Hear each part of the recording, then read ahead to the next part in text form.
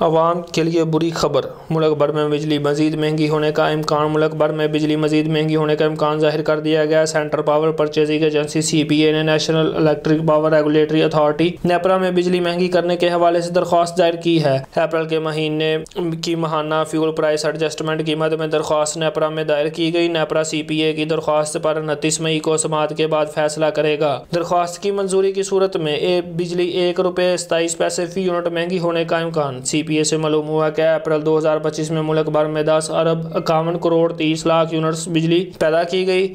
10 ارب 19 crore 60 lakh units بجلی تقسیم کار کمپنیوں کو فراہم کی گئی۔ اپریل میں بجلی کی اوسط پیداواری لاگت ₹8.54 فی یونٹ رہی، جبکہ ریفرنس لاگت ₹7.68 فی یونٹ مقرر تھی۔ اپریل میں پانی سے 21.54%، مقامی کوئلے سے 14.51%، درآمدی کوئلے سے 10.2%، فرنس آئل سے 0.57%، مقامی گیس سے 8.1%، درآمدی LNG سے 20.52% اور جوہری ایندھن سے 17.51% بجلی پیدا کی گئی ہے۔